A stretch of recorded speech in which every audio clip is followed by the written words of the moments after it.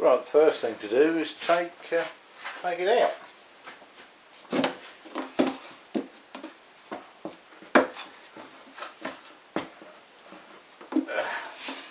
That's what's in there, a Clark contractor.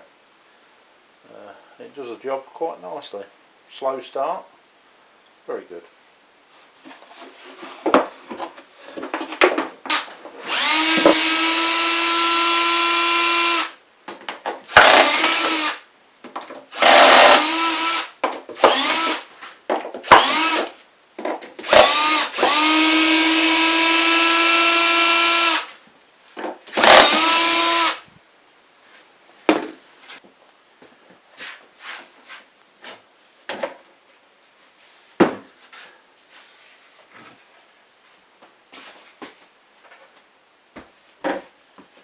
That's the top off.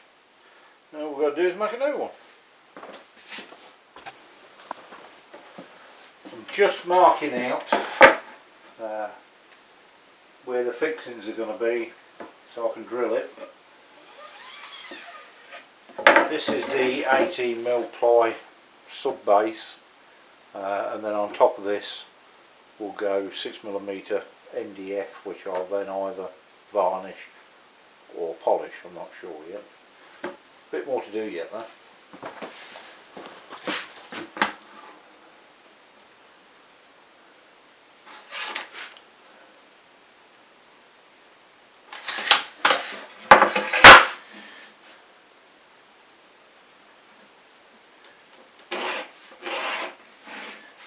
So that's got to come out.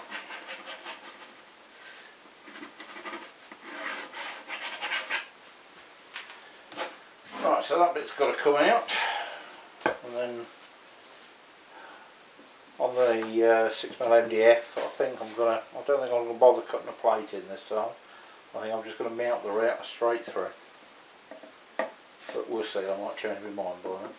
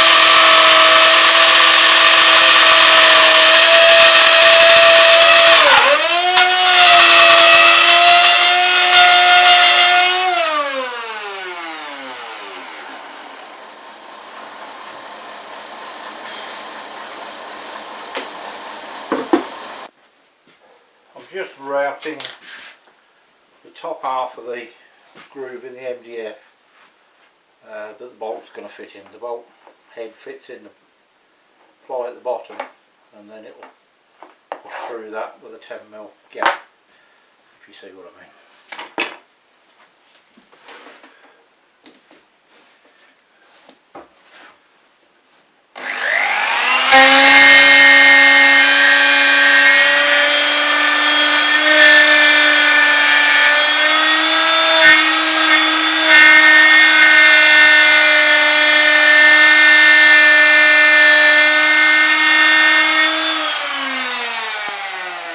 This is the underside of the MDF that's going on the top.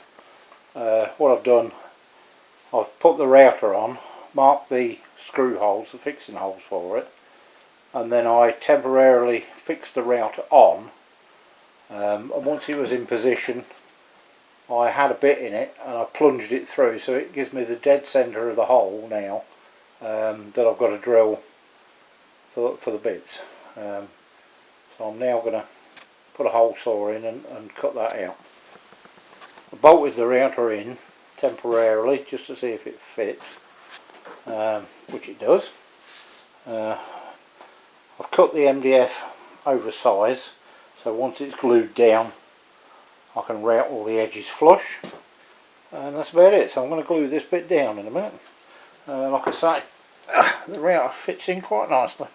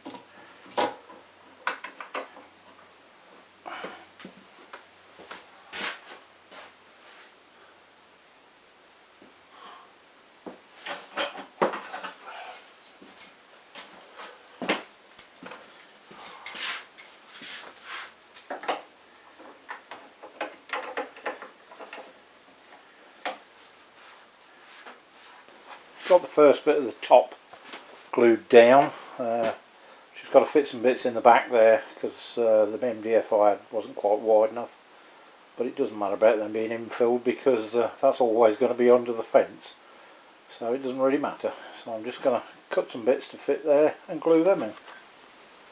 I need to make some removable centres for that, so what I've done, I've cut some 6mm MDF out with a hole saw. The hole saw is a bit bigger than what I want, but then as you can see I've threaded it onto a rod, and I'm going to put that in the pillar drill, and then I can file it down and sand it down to the size I want, bit at a time until I get it just right. Right, I stuck it on the pillar drill and I've sanded it and turned it down a bit, and now it's good fit in there. So now all I've got to do is take the bolt out of the centre and then drill a hole to accept whatever router bits in there at the time. I'm going to do 2 or 3 I think, one with an 1/2 inch hole, one with an inch, one with about 1.5 inches. That should cover most of the bits I use, I think. Right, nearly finished. I've cut some softwood and trimmed the edges of the MDF and the ply. That neatens that up quite nicely. The router's mounted in, and I've cut 3 different size rings to fit in. The router is actually lifted by a car jack, which works very well. So you can wind it down,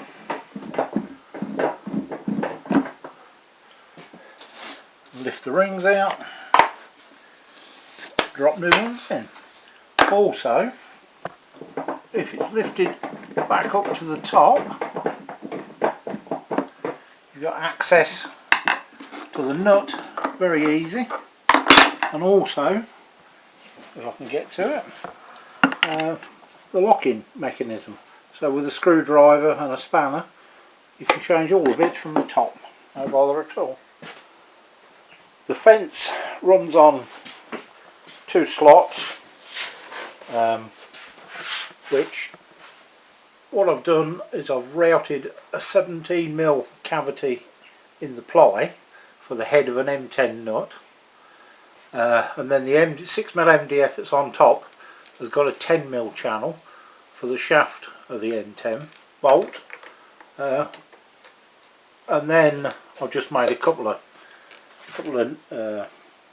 nuts so that I can adjust it quite easily, so you can tighten the fence down, no bother at all. That saves having a mess about putting track in as well, and it's cheaper. I've not bothered putting a track on the front yet for a mitre, because it's very rare I use a mitre on it anyway, so I don't think I'll bother.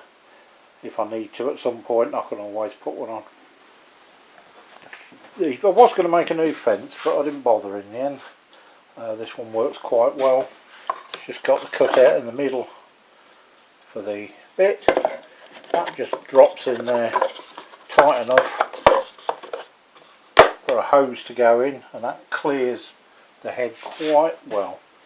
I've got a couple of locking nuts at the back, so the front will slide depending on what I'm doing and what size bit I've got in there.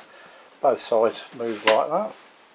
Eventually I'm going to put some tracks in the top, or make some sort of track to hold feather boards down on it.